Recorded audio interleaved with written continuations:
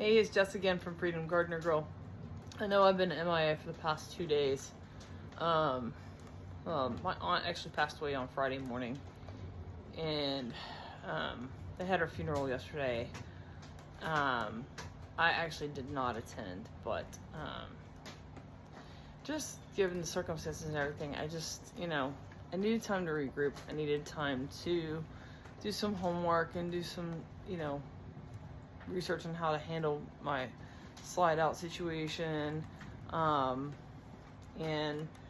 how to best deal with the subfloor removal and replacement, and just kind of refresh that information or find different ways to do it. So I took the time, and today unfortunately is a rainy day. Tomorrow's a rainy day, so everything I can do is only limited to what's inside here, which is not as much of a problem. But anything I had plans on, trying to do otherwise would have been, had to deal with being outside. So I'm just going to make the best of today. And then I'll make the best of tomorrow and do what I can. So, I kind of got a couple ideas from a couple guys on YouTube on how they handled their slide out, and I'm kind of gonna combine the two ideas together. So what I'm probably gonna do is build a platform with casters, and the platform of course has to be sturdy enough to support this slide out. The slide out I think is probably around a 13 footer in length.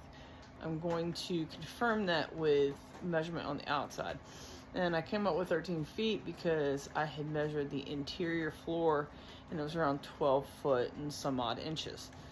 So I estimate 13 foot on the outside. We're going to confirm it. Hopefully the rain will not be so bad or hold out enough for me to be able to stand out there and do that today. And that'll give me an idea how big, I need to build this. And I'll probably be using some 4x4s, some 2x4s, and some plywood to put this together. I went ahead and ordered casters off of Amazon, and they're rated for a total, I think, of 2,200 pounds with all 4 casters. So, and they had good reviews. So we're gonna give them a try. I like the idea of having it on casters. I can roll it away easily, roll it back. It just makes more sense to me. So that's kind of the idea. When I get to constructing it, I'll try to film that and let y'all in on what I'm doing.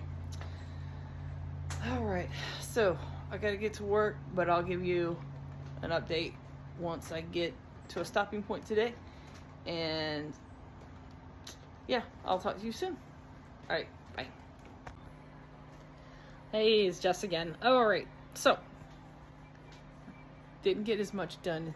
Like, I didn't get the whole ceiling done, but it got enough done. I ended up,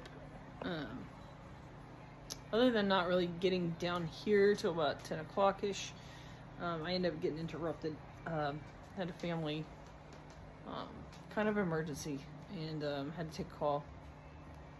And so that kind of threw me off, but y'all just keep my daughter in your prayers, please. She's going through some bad stuff that I fear that will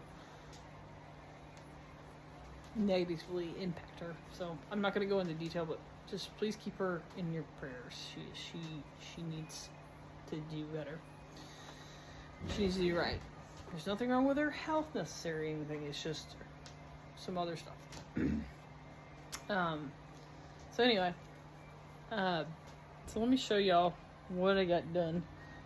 And yeah, so I was able to do this whole back half to the back of the trailer. You all probably saw already, we had already done the corner of the bathroom, so I finished the rest of that and then went forward and pulled all the insulation out of here, except for in some of the parts of this ductwork that is so tight you can't get to it. So what I figured I'll do is when I get to do the roof work, if there's these boards that need to come off, I'll just pop some insulation while the board's off, best I can, and then put the board on top of it, and then I can fill in the rest. It'll be fine. It'll work. I'm not so worried as long as it gets filled.